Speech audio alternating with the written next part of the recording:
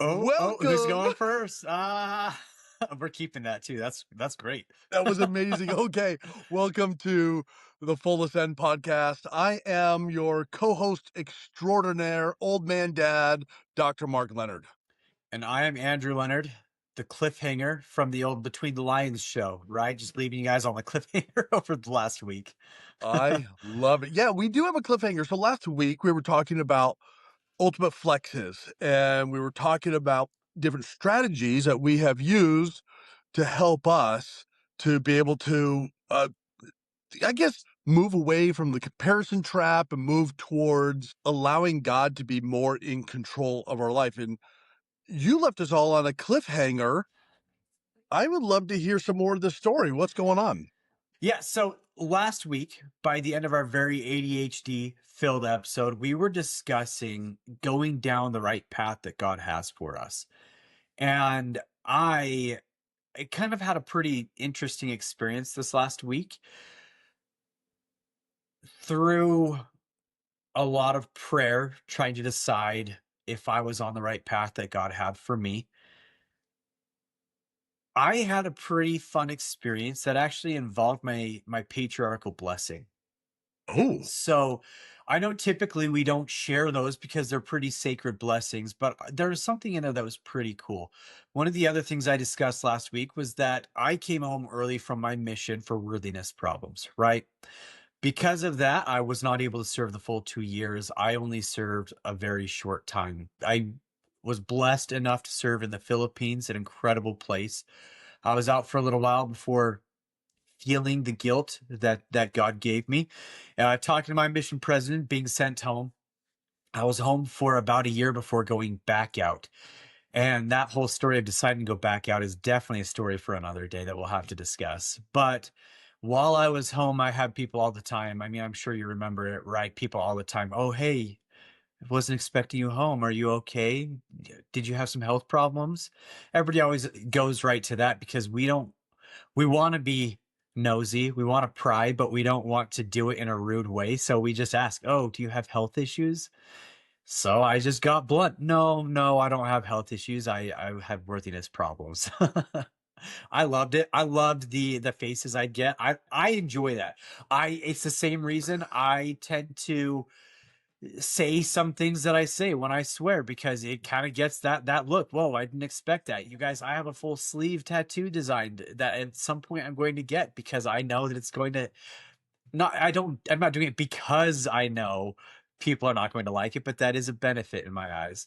Um but with all of that, I I'm going to share a little bit about my patriarchal blessing because it actually talks about the mission that I'm going to serve. And I thought that was really interesting since I wasn't able to serve my whole mission. Came home for a whole year, went back out, came home again. This time it was for health issues. Oh, you guys were thinking that I was going to throw you for a loop. No, it was health issues this time. So I came home again and I was not able to serve the full mission as cool as it would have been. So when I pull out my patriarchal blessing and it specifically tells me that I am going to be able to serve a mission for the Church of Jesus Christ of Latter-day Saints, and that people are going to be drawn to me. And it talks about a couple other things with that. I thought that was really interesting because I've always sat here going, man, I wasn't able to serve. I wasn't able to do that. Well, fast forward to this last week, we were driving my daughter up to cheer practice, and I was sitting here just I was praying. We were all sitting in the car. The kids were watching a movie in the back seat because our Suburban has a DVD player. Greatest thing ever. And I was sitting there praying, and mid prayer, I stopped and said, "Cammy, pull up my patriarchal blessing." So she pulls up my patriarchal blessing and reads me this paragraph, and I just start crying like a little baby. Waited a couple days because I didn't know how to talk about it yet. But in there, it specifically tells me that while serving my mission, people are going to be drawn to me because of the spirit that I'm going to portray and how I will have the opportunity to share why my life is a happy and a fulfilled one, which I thought was really cool because I had been sitting here Mm. studying inner peace and fulfillment for the last couple weeks, truly trying to understand how to know what fulfillment is, how to know when we are fulfilled, how to receive fulfillment, way more than just that happiness and joy that we talk about, but actually feeling fulfilled. I've been studying that. So I thought it was really cool that I've been studying this. And then mid prayer, I get this inspiration to remind me about my patriarchal blessing, which helps me know that I'm down the right path. I'm on the path that God wants me to be. And the coolest part about it to me is at the very end of my patriarchal blessing, it tells me that through prayer, I will learn what I'm supposed to do with my life.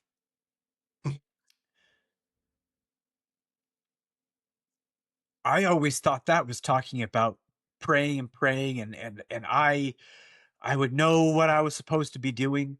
I would know that I was supposed to be a firefighter when I was a firefighter. I would know that I was supposed to go into sales when I went into sales.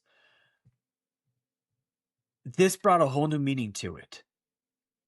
Mid prayer, God told me to look at my patriarchal blessing, and I was going to link back to everything that I've been studying. God truly will tell us when we are going down the right path. It's not going to be easy. This path has not been easy. This path is not all sunshine and rainbows.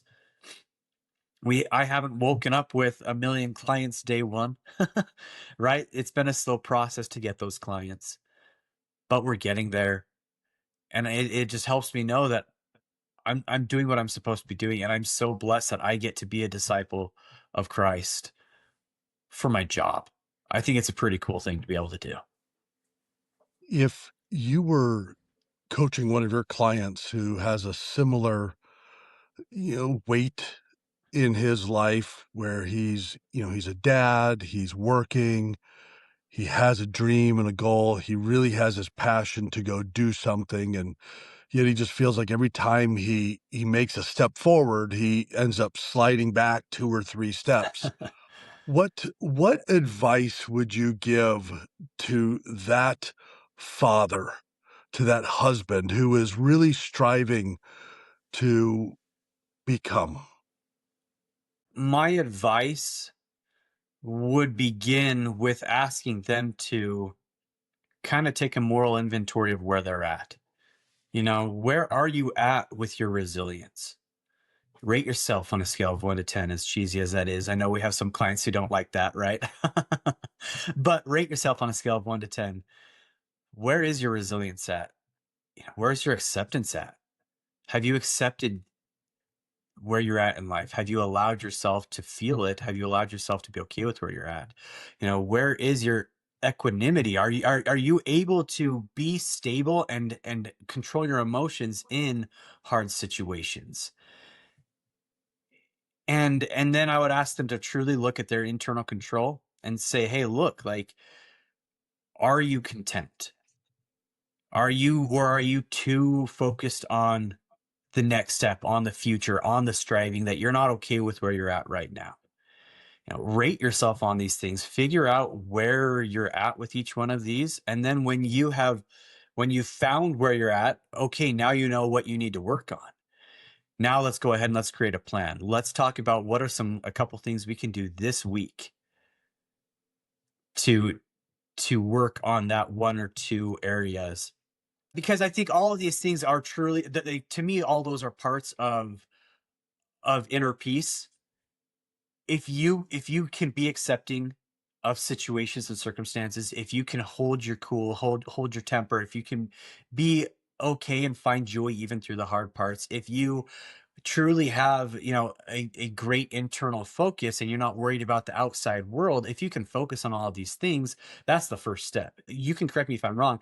I believe that before you can ever focus on being a high performer, before you could ever focus on being an entrepreneur, before you could ever, or a successful billionaire, millionaire, before you could ever focus on hitting the highest levels of whatever you're doing, you have to have mastered your mindset first. And so if we can look at all of these things and master your mindset, then you'll be able to really be successful with all the rest of it. In Proverbs, 23, verse 7, For as he thinketh in his heart, so is he. That advice of thinking, that advice of contemplating, that advice of taking an inventory has been around for thousands of years. And you're right, we do have some clients who are like, I don't wanna rate myself. I don't want to. Oh, when I hear that as a coach, I think, what are you afraid of? Are you afraid of feeling like a failure? Are you afraid of the reality of where you are? Are you afraid that if you measure it, now you can improve upon it? Are you afraid of the work that that will take? Are you afraid of what other people will think of you? There's so many fears that people have when they begin to take that self-reflection. However, as we begin to reflect, we now begin to expose those points that we can improve upon. By the way, I measure myself either on a scale of 1 to 10 or 1 to 5 on many different areas of my life every single night. Every Yeah. single night. And my favorite was one of the questions was on a scale of 1 to 5, how productive were you today? Did you feel that you moved the needle? And I was on a flight all day. It was a Yeah. long day. We were absolutely exhausted from working 18-hour days, the 3 days leading up to this. And we got on a plane and Wi-Fi wasn't working, and I just thought, I'm literally just gonna watch a movie and read a book. And then I got to our VRBO at the end, last night, and I thought, wow, I'm like a level 1 or 2 on that, on productivity, how far did I move the needle? But then I had to step back and go, hold on, what was the most productive use of my time? The most productive use of my time on that flight was actually connecting with my wife. The most productive use of my time was reading a book for pleasure and joy so that I could approach the next day with vitality. Yeah. Productivity is not always about moving the needle further than everyone else and doing one more than everyone else, showing up before and staying up late. Sometimes the most productive thing you can do is to measure yourself against what's really happening in your life. And that's a hard thing to do because we tie emotionality into it. We tie our emotion to where we're feeling. As soon as we can step back and say, what was the real situation? Could I have done more? Maybe, maybe, but maybe it was exactly what I needed so that I could approach the next day with the greatest amount of energy I could put into it. Definitely. And how productive would that have been to sit there and beat up yourself anyways? It, Right? Like yeah, if you would have sat here and just at like, oh my goodness, I should have been more productive. If on that flight I could have done this, I could have done that, I could have blah blah blah blah blah. What would that have done for you? It wouldn't have changed what happened, and it wouldn't have given you the right mindset to go into today to be more successful. yeah. It, I got to the point, my goal for the flight, connect with my wife and read 50% of the book. When Yeah. we landed, I was at 49%. Dang. And I was like, "Oh, man." And we're walking through the concourse and there's a bathroom and we're on a big jumbo jet, and so there's a big long line. Guess who was able to hit 50% there in line in the bathroom? It was awesome because that was the most important thing for me to work on at that time was that enjoyment in life. I'm really struck by your answer in prayer was that your patriarchal blessing said that you would learn this through prayer. And sometimes we like to think, okay, I'll start praying for that. but it Yeah. was in a moment of trial and tribulation, of difficulty, of heartfelt anguish, Yeah.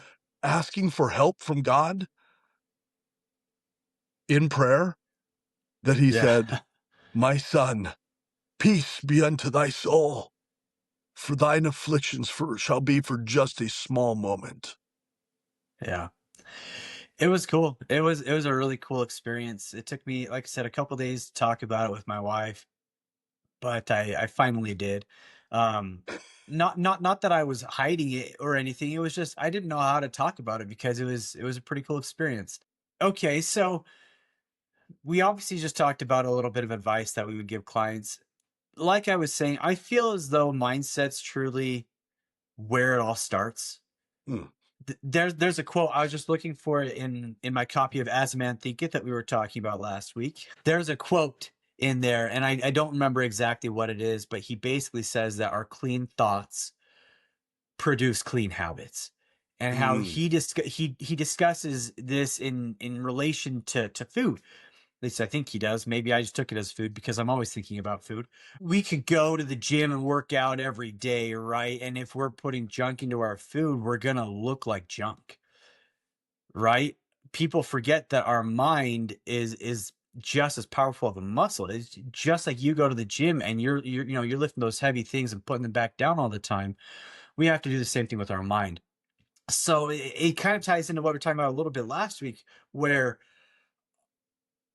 it's not just about our faith and it's not just about our thoughts, it's also about our actions, right? And they all go hand in hand. In order to have the healthy actions, in order to actually have the faith, we have to start with the healthy thoughts. We have to talk to ourselves nicely. We have to remind ourselves that we're going through the right process. We have to strengthen our minds so that when crap comes, we're not yelling at the person who cut us off in traffic. When crap happens, we're not getting ticked off at our kids because they were late for curfew.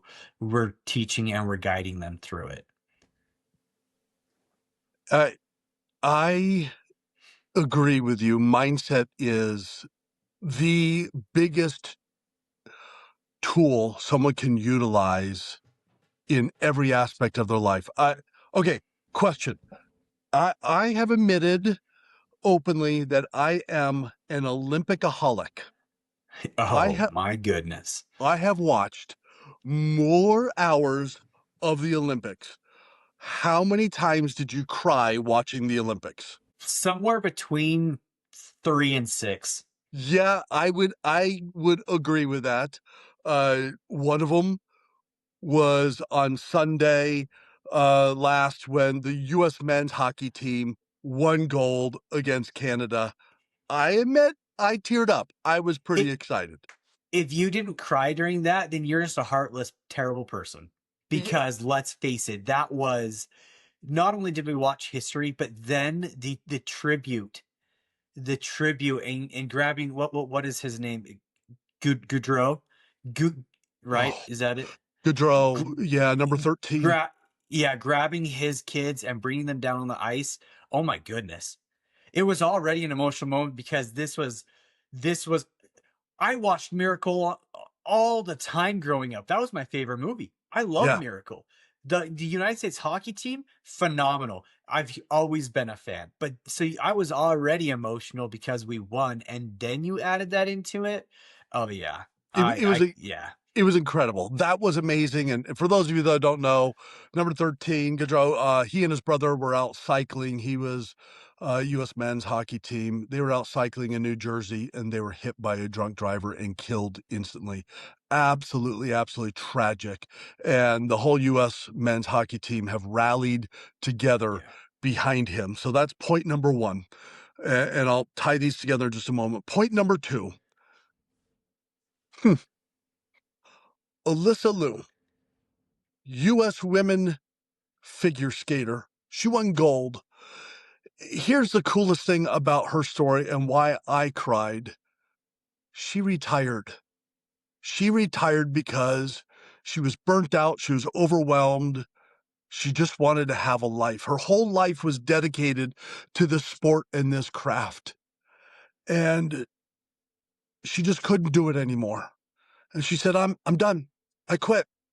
I'm not going to do it anymore. over 2 years she was retired, and she started having this inkling, this feeling like, "You know what? Maybe I'll give it one more try." And she goes on, and 11 months later became the world champion, and then just a year later became the gold medalist. And when interviewed, they asked what that process was like, and she said, "I wasn't having fun. I decided it was time to have fun." And that's why she won. When you have something to fight for, someone to fight for, like number 13, or you are now having fun, you've changed your purpose of why you're doing something. Going back to that measuring and checking in and going, where am I in my life, and having this and being real with your daily measurements. By the way, I do it much more often than daily. I do it after every coaching call. I do it after every interaction that I have that was a call with a potential client or with an employee or with something else that I'm doing. I like to measure how I did just so I can say, all right, I didn't fail. There's only now just data to go, that was a snapshot. What could I have done better? What could I have done differently? Did I have fun? Did I have purpose? If you're not Yeah. having fun and if you don't have purpose, that's probably the number one reason why you're failing. I would say that's probably true. And like you said, everything, right? It doesn't matter if it's with your clients, with your employees at work. It's the Or same your thing with all of it. spouse. Or with your spouse, with the church, with gospel. I'm telling you, there's nothing more just boring, or I don't know the right word to use here, worthless than going and sitting in church feeling like you're out of place. Mm. Let's face it. I think I actually this is kind of a tangent, but what you said really made me think about this. I have a roommate, or an old roommate, I should say, that he kind of transitions every once in a while between that really cool transition branch I talked about a couple weeks ago. He'll go between there, and sometimes he'll go to the singles ward. Well, he's been at the singles ward for a little while, shows up to the transition branch a couple weeks ago, and sacrament's just starting. He sits down on the couch outside sacrament, and this guy goes, "You haven't been here for a while. That's not how this works. You're supposed to be here." He said, "Well, thanks for letting me know." Stood up, walked out. And I said, "Good for you, brother. Like, you should not feel bad for not being at that branch for a while. That's not how church is supposed to be. Let's have fun. Let's have fun with this." There's a reason that I think it's fun to tell people, "Oh, I'm," or back then, "I'm sorry, I wasn't worthy. That's why I came home early for my mission." It's funny to me. It's funny. Have a little fun. Life is meant to be enjoyed, and you're not going to get through your trials. You're not going to get through your struggles. You're not going to get through the really crappy times or the good times without a little bit of joy, a little bit of Abs laughter. Yeah, absolutely. I think we're meant to have happiness and joy. Yeah. Men are that they might have joy. Whoa, that's a scripture. Okay, and we could sit here and we could argue, well, is it happiness? Is it joy? What are we really talking about? You know what I have to say about that? What does it mean to you? What does it Yeah. mean to you? Do you feel happy? Do you feel content? Do you feel at peace? Do you feel like this is a good, worthy cause? Do you have someone or something you're fighting for? Do you have someone in your life that you're trying to better yourself?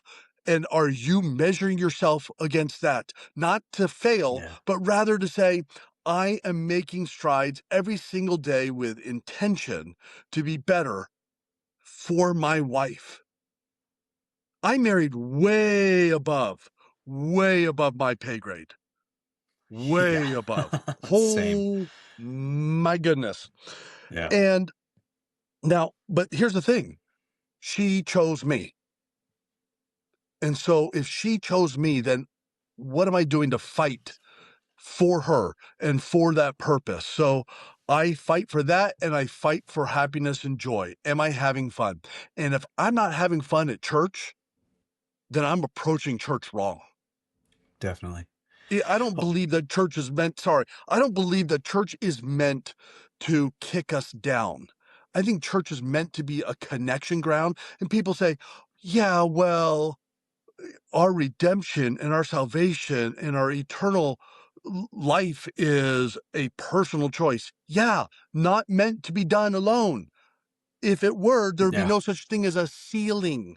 There'd be no such thing as an eternal family. There'd be no such thing as friends who feel a absolute brotherhood, even though they're not related. If we would not need those types of connections if it was a personal thing. It is meant to be fun and to be connected with people.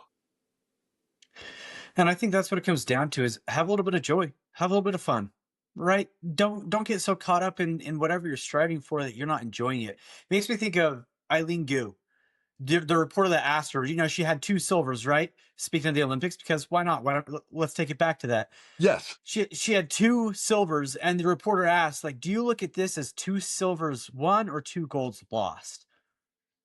If you want to look at this as two golds lost, then you're gonna have a pretty crappy life, bud. Like, sorry, you can go ahead and look at it that way if you want to have that crappy attitude. But the rest of us are going to enjoy the process. Enjoy, like, she got two silvers. Good for her. And her, I don't know if you saw her response. It was phenomenal. She clapped back pretty hard on this guy. She basically told him, like, hey, look, you can look at it how you want, but like I'm proud of what I've done. And I think that's pretty cool. Like that's how we should look at it. It's the same thing with church. You know what? You want to look at it as me not being here for a while? Cool. Like you can look at it that way. I look at it as, hey, look, guess what? I'm here today. I think that's pretty awesome. I don't So know. It's funny. oh, it is. Oh, okay. So we're going through this real world weird situation right now at church. So our ward was just disbanded. They put it into 3 different wards. Hmm. They took a major north-south street, split it in half, and then they took a major east-west and split it the other way.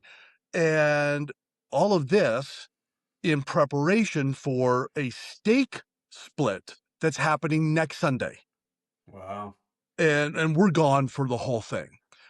So here, not because we want to be, not because I'm trying to miss church. In fact, I love church. I have so much fun in church, but I love connecting with people. So for me, mom always knows. She'll just eventually tell me, she goes, I'll be out in the car, sweetheart. Just let me know when you're done. All right, honey, I'll be there soon because I'm talking with all my friends. I have so much fun at church connecting with people. Oh man, another side tangent here. One of my really close friends at church is a former NHL player, and he's about 15 years older than me. Oh And wow. we talk hockey. And, and he's the most amazing man I know. I love this guy so much. And he told me, he goes, you'd be a really good hockey player. And I thought, man, I watch these hockey players. They are rough and tumble. That's what he sees is this rough and tumble dude. I don't know if I'm impressed or like worried that that's what other people see. Okay, side tangent over. So they are splitting our steak and we're not there for the first Sunday in our new ward. We're not there for the stake conference where they split the steak. They've announced it, so I'm not sharing anything weird. And we're not there for the first Sunday after the steak split. So we're gone for 3 weeks in a row. And I'm thinking, they're going to think we're inactive. Yeah. They're gonna think we're totally, completely inactive, and here's the funny thing, I have a stake calling that sometimes takes me out of our ward, so we're gonna be in this brand new ward, we don't know hardly anyone, and we're gonna show up and they're gonna be like, oh, we're so grateful you decided to come to church, Mark and Becky Leonard." Yeah, they're gonna think we're inactive or whatever it is that they call it now, you know, less attending, I don't know, whatever, doesn't matter. Yeah. They're gonna think that, but the reality is, I'm sorry if someone's gonna think that of me. They don't know my heart and they don't know my desire. Yeah. They don't know that we have a ward in Hawaii that we attend because we're here so often. Not on vacation, we work from Hawaii. Hey, look, if you guys work from home and you're sitting in a square box, that's your fault. My box looks like the picture behind me because I'm in Hawaii. Like, I just choose better looking office decor. So, Yeah. so my whole point to this is stop worrying about what other people say and do the very best that you can. Measure yourself in reality. Measure yourself based upon, did I do my best given the circumstances of the day? There's a Viktor Frankl wrote a book. He was in a internment camp in World War II. And I wish I could come up with the name of the book, and I can't right now. Since we're talking old books, As a Man Thinketh, 1903, and Viktor Frankl, Man's Search for Happiness, 1940 something. He he says in there, I would have made a different choice had I had different information. I really like that. And I'm paraphrasing, but we make choices based on what we know at the time. Stop beating ourselves up for the data that we had or didn't have. You can't look back at your life Yeah. with 2020 vision saying, oh, I should have done perfectly on this. Maybe you didn't have that information. Maybe you would have changed it. So rate yourself according based on what you knew at the time. Yeah. And I think that's what it comes down to is rate yourself, give yourself a little grace, understand that you're just learning and work on being better one step at a time. It's pretty simple. You do that and it compounds, right? Over time, next thing you know, your thoughts are completely different, which means your actions are completely different. And now your successes are completely different. And now what you need to do is join the full ascent experience Yeah, and join a whole bunch of brethren who are doing the same thing that you and I and all of us are doing together, supporting one another, because life is meant to be filled with joy, happiness, and connection. Life is meant to have definitely. purpose. Let's do it together. So, Yeah, Andrew, how do they join the full ascend experience? absolutely. All you have to do is go to thehappinessbreakthrough.com/intro. And that will take you right to the page where you can sign up. Actually, what we do is we give everybody a complimentary session, a strategy session. So you sign up for a strategy session with one of us. We go through that, and then you just go right into the full ascent experience with everybody else. It's fantastic. We meet every week, and we have a lot of fun. And it's meant to be together because life is meant not to be enjoyed alone. It is meant to have connection.